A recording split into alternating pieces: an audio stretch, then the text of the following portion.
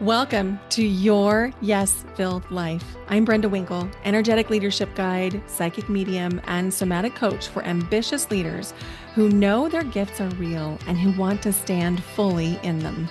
Here, you'll learn how to trust your intuition, embody your vision, and step into the freedom you've been craving, all without chasing more certifications or carrying stuff that does not belong to you. Every week, I'll share powerful practices and conversations with thought leaders and changemakers that help you transform your vision into embodied confidence, claim your gifts without apology, and lead with both clarity and freedom. Because your gifts aren't cute, they're powerful, they're real, and they're needed. Start today by downloading my free energy audit at brendawinkle.com/audit. It's the exact tool I use to track what's fueling me and what's draining me. It will help you discern between that hit of achievement and true joy so that you can lead with more clarity and impact. This is your space to stop proving, start embodying, and live fully in your gifts. Welcome to Your Yes-Filled Life. Hello, welcome to Your Yes-Filled Life. My name is Brenda Winkle, and I am so glad that you're here. So let's just name the moment. As I'm recording, it is February 7th, 2026. We've got all kinds of things shifting in the astrology. We have all kinds of energy around us. We have the Super Bowl tomorrow. We have a lot of things happening on the political landscape in the United States. We have a lot of stress and tension and anxiety. And we're going to be talking today about how we can continue to navigate, come back to center, come back to clarity, even when pressure feels high, it feels a lot, when decisions feel heavier than normal. And many people, especially if you have a lot of empathy, a lot of compassion, you are an empath, you are intuitive, you might be feeling foggy or tired or slow or overwhelmed. And I just want you to know that if you're feeling it right now, nothing has gone wrong.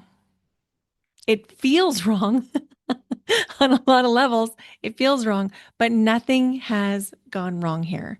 So today we're going to talk about why clarity disappears when the stakes are high and chaos is all around us, and what can actually help it come back. And we're also going to dive into a little bit around the energy that I'm tracking around this and why that matters. And this is exactly the kind of thing that we're going to be doing together at the Intuitive Leader Retreat, March 3rd through 5th in Lincoln City, Oregon. This is going to be like slowing down enough to hear yourself again when things just feel loaded. So, what's happening right now in the collective is partially linked to the astrology. If you don't yet follow astrology, invitation to go look it up. There's some incredible providers out there. Amy Demure is on TikTok and Instagram. She does an amazing job. Jo Figueres has been a guest on this podcast, and she does an amazing job. I also really like Sabrina Lynn of Rewilding, and all of those people are great people to get some astrology wisdom from. But there's more. So my belief is that as empaths, as people with deep intuition, deep compassion, deep empathy, we have unique medicine that the world needs. And I have known my whole life that there was something really important that I was here to do, that I am here to do, and that it was centered around this idea of guiding empaths, guiding the intuitives, guiding the feelers, the healers, the helpers, because that's how I identify as well. And we have very sensitive nervous systems, which allow us to do the important work that we do. And also, it means that we're very easily influenced by the energy around us. So, I started a podcast called the Table of Woo podcast, and I have gotten such consistent feedback from my clients on their session feedback forms. Every time I have a private client, after their session, they're given a feedback form and it's a chance for them to say what went well, if there's anything they want to adjust or address next time, and then just a comment section. And I can't tell you the number of times that someone has commented, I really liked the Table of Woo podcast. Well, me too, but I also feel like I didn't have the capacity to run both shows right now. So I'm just going to weave a little bit of it into your Yes Filled Life. And I hope that's okay. And if it makes you not want to listen, that's okay too. But here's the thing, energetically, what we're seeing is like, this is gross, but it's like the pus coming to the surface. We can't clear it completely and allow it to heal until we see it. And right now, we're in the seeing it part of this journey. It's confronting. It is not fun, especially if you have any history of abuse or trauma. What's happening right now to our human bodies is a lot because our human bodies are reliving experiences that are brought about by the collective healing that's happening right now. And it really is collective healing. So, the reason you've been feeling so heavy, so tired, so foggy is that you are actually healing the collective by being intentional about the way that you're showing up. Check on something. Okay, I was I was smudging a little bit earlier and I felt like I still I could still feel the smoke, but it's out. So anyway, I want to really assure you nothing has gone wrong here with you. You're not doing it wrong, you're not doing it badly, you're not weak. There's literally nothing that's going wrong here. We are exposing systems and structures of oppression that have been at work for a very, very, very long time. And so, of course, you're going to be impacted by what's happening in the collective, around the Epstein files. You're going to be affected by what's happening politically, by the racist memes that are shown on social media. Of course, you're affected by that. And so, if clarity feels a little less available to you than normally, that's not a character flaw. This is a capacity issue. And this is an overloading of the nervous system issue, not confusion, not weakness. Weakness. I don't know why I said it like that, but you get the point. So, signs of overload include looping thoughts, like you just keep thinking the same thoughts over and over and over again, urgency, feeling like you have to do something, you have to decide right now, you have to take action. But then that urgency is also counterbalanced by an intense fear of making the wrong decision and getting it wrong. And all of that is wrapped in a nice little bow of emotional exhaustion. Does that sound about right? Okay, so clarity doesn't actually disappear, but it feels like it does. It feels like it's not accessible. We feel like we're confused. And let's talk about what is happening and why. So, when we're in high stakes, high pressure situations, whether it's in our personal lives, in our professional lives, in the collective, the people around us, what's happening is our bodies are picking up on all of it, especially if you're an empath. Your body is constantly looking for how to help. Should I absorb? Is there something I need to be aware of? And so there's like this vigilance that starts to happen on the nervous system level. It's not even something you're consciously doing. You're not doing it on purpose. It's just how you're built. And so when we have these high stakes moments, it activates our urgency. It activates our own sense of needing self protection. And we find ourselves kind of scanning for consequences. And that means that the decisions that we would normally be able to make pretty easily feel much higher stakes. And so even making a decision around what food should I make for dinner tonight can feel like, well, gosh, I don't want to make the wrong decision. I don't want to decide the wrong thing. I want to make sure I feel good tomorrow. I want to make sure the family is fed. So even like routine things can feel really daunting. And under pressure, what can begin to happen is people start to override themselves. So if you have noticed yourself pushing past the point of tired and you keep working, or pushing past the point of being hungry and you don't go feed yourself, or pushing past the point of being thirsty, or past the point of going to the bathroom when you have to go to the bathroom, this is a response to the pressure. And another component of this could mean that you're rushing decisions. You feel a sense of urgency, like you have to decide, and you're probably looking outward for certainty. And when we start to look outward for certainty, then all of a sudden, the kinds of decisions that we were making very independently, very confidently, all of a sudden we find ourselves needing to make by committee, which, as a high achiever like you, probably feels slightly irritating. It probably feels a little like regression. But I just want to say it's not regression. It is literally your body's response to what's happening right now. And this is so, so, so important. And I want you to really hear me on this. Trying harder in these situations usually makes things a little bit worse. And when we find ourselves in that trying energy, for me, I'll tell you how I recognize it.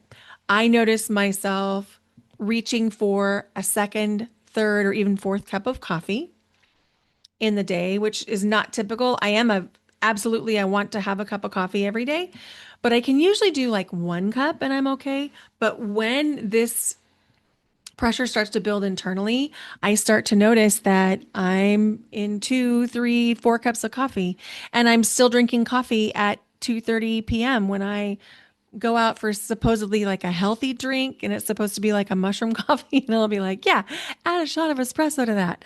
So that's one of my tells. I'm like, oh, I'm craving the caffeine to keep going through it. Another tell for me is that I will notice my schedule gets busier. Like the more stressed or pressurized I feel, the more I notice myself filling my calendar with things that I need to do. And so the paradox is that the more important the decision that you're trying to make, the less thinking actually helps. Because until we create that felt sense of body safety, of nervous system safety, the thinking is just in the structured mind. So I talk a lot with my clients, and I'm bringing it here to your yes filled life about the bodies of intuition. Okay. So the bodies of intuition, there are many, many maps of intuition that we could talk about, but today I'm going to talk to you about the bodies. So we have the structured mind. That's the mental body of intuition. This is important. We like our structured minds. It's where our intelligence and intellect live. They're very fast moving. And oftentimes, when we're under stress, when there's pressure, when there's chaos, we are in this field of the mental field. We're definitely in the mind. You'll know that you're there when you say things like, I'm stuck in my head, or I'm looping. Like maybe you don't say that, but maybe you'll notice yourself just thinking about the same thing over and over and over again. You might notice yourself disassociating. And what that can look like is doom scrolling for hours or binge watching an entire season on Netflix. That is very commonly we're in the mental field. Now, again, remember I said there was more than one map. I'm not talking about the maps of nervous system right now, although we could say that's probably related to a freeze response. What we're talking about is the intuitive. So the intuitive mental body up in the head, very fast moving. It's connected to intellect. It's connected to intuition. I also feel like it's very connected to masculine energy, not men, but masculine energy. So it's very doing based. It's action oriented. What should I do next? The other intuitive body, we're going to talk about three, is the emotional body, which lives around the heart space. In my experience, a lot of times when people access the emotional body, they'll place their hands on their heart. I know that I do this too. And when we think about the emotional body, the actual energy of that is actually extended a little bit outward from the heart. It's probably, 6 to 8 inches out from the heart, but oftentimes we feel like we can access it if we place our hands on the heart. And when we access this body, the emotional body, it's slightly slower than the mental field, than the structured mind. And so we have to actually slow ourselves down enough to have access to this intuitive center.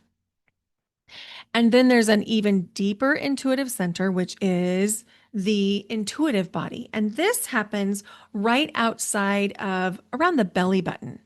And it's interesting because if we think of the map of the chakras, we would think that the deepest intuitive center would be in the third eye, which is in the head between the eyebrows. But in my experience, when we overlay the chakras with this map, where the mental field is in the head, the emotional body is in the heart, and then the intuitive body is outside of the gut, it feels like we're accessing more of the body, more of the energy centers within the body. And so when we think about the intuitive body, which is located right outside that belly, if you were to say a statement like, I know in my gut that, you're going to have a really different answer than something that's coming from the structured mind. But the catch is the intuitive bodies, the one outside the belly, that's the slowest moving intuitive center. If you're in constant motion, if you're in constant pressure, if you are constantly scheduled, if you're always taking things in, if you're listening to podcasts and signing up for summits and listening to, music and tapping into every free webinar, free challenge you can tap into, you will probably not have access to the information that's coming to you from that intuitive body because it's very slow, it's subtle, meaning you're going to get the information, but it's not going to be loud and flashy. It's not going to be like the running rampant thoughts that are coming to you in the structured mind. And so when I said that the more important the decision, the less thinking helps until safety is restored, what I'm speaking to is these intuitive bodies. We have to access the entire intuitive system. And there are many maps. We could talk about the clairs, we could talk about the empath maps, we could talk about lots of different ones. So this is just one map, the intuitive bodies. And again, this is exactly the work that we're doing at the Intuitive Leader Retreat. And the reason we do this work together in person, in community, in connection, is because doing this level of work alone is hard. Because if we're lacking a sense of nervous system safety, it can feel very vulnerable to slow down enough to allow the intuition to come in. And when you have a regulated nervous system that is holding the space for everyone and other people can regulate to that, then all of a sudden this mirroring starts to happen. We know this. We know this through tons of research. Like example, Institute of Heart Math does tons of research on mirror neurons, which come from the heart and the brain. And when you are in a contained space with regulated nervous systems and support, it changes everything. It changes your access. It changes the depth of the intuition, which is absolutely profound. And, it's probably worth mentioning, or maybe you don't, you will know that both the heart and the stomach contain brain cells, actual brain cells. Fun fact. So let's talk about what actually helps the clarity return, what helps it feel like you can trust what's happening in your mind. Well, let's talk about what doesn't help first. Forcing a decision, forcing yourself to be brave and just like face things, even if you're feeling scared or triggered or upset or anxious or angry or sad, and you just keep forcing, that's not going to help. And consuming more information is also not going to help. What does help is slowing the pace internally, literally allowing yourself to slow down. That's why you need more rest. That's why your body is communicating to you that you need more rest by making you more tired. And when you can give your body rest, you can hydrate, feed yourself, slow down, you're supporting yourself internally through that uncertainty. And from doing that, you're going to have more access to those little intuitive nudges. The intuition is always there, and you are intuitive. Everyone is intuitive if you can slow down enough to listen. And the other thing that can really help is when you can allow yourself to feel, to notice, to tap into without having to explain or perform. In other words, clarity returns when the pressure drops, not when answers are forced. And again, at the retreat, the Intuitive Leader Retreat, this is literally the work. We're restoring that internal steadiness so your own clarity can come back online. And the reason we need your clarity right now is because you have unique medicine that only you have. You know, sometimes we tell ourselves, like, this is oversaturated. This market is oversaturated. Nobody needs what I have. Nobody needs another article on Substack, and nobody needs another podcast, and no one needs another healer, and da da da da da, and off to the races you go. But here's the thing: there is somebody that I met that said one time, have you ever noticed that there can be four fast food places on four different corners, like right across the street from each other? Like there's McDonald's, there's Burger King, there's Wendy's, and there's, I don't know, Chick-fil-A or something right across, and they're all there and they all have enough business. It's because your unique medicine only speaks to the people that can be impacted by you. So whether you're drawn to whatever those restaurants are, and I'm not much of a fast food person personally, but you get the point that there is enough. Telling yourself that the market is saturated for whatever it is you want to do is scarcity. It's scarcity thinking. And I don't think it's real because your unique lived experience and your unique talents and gifts and your unique preparation makes your message truly one of a kind. So, yeah, you might be doing something that's similar to what other people are doing, but we need your specific message on it. It's normal to want support right now. I have been seeking support right now. I have been really intentional about reaching out and saying to my friends, I need some connection. Could we get together? Or could we go for coffee sometime soon? And there's a lot coming up for me personally about the business and about healing and about, the way people are responding to what's happening in our country in the United States. There's a lot coming up for me. And it's work I have already done, work I continue to do. And so I'm not only reaching out to my friends for a connection, but I'm reaching out to my team and saying, "Hey, I need a little extra support right now because this is a lot." And we are in the final weeks of the wood snake year in the lunar new year, and I am determined to shed everything that isn't aligned for me. I am determined. And so I'm reaching out and getting support from my practitioners, my healers, my therapists, my friends. And I just want to normalize that if you have been wanting support, that is not a sign of weakness. That's actually a sign of strength. Because let me tell you, from personal experience, it takes so much more courage to reach out to somebody and say, "Hey, I need a little connection right now," than it does just to stay home and hibernate. As a Pisces, I can be prone to doing that occasionally. I'm an extroverted Pisces, which is a little bit weird, but at the same time, I can be home for days and not reach out or see somebody unless I'm intentional about it. And that's not good for my mental health. I know that. And so, with all of this instability in our country, I have absolutely been intentional about saying to my friends and my loved ones and my practitioners and my therapists and all the things, I need a little extra support.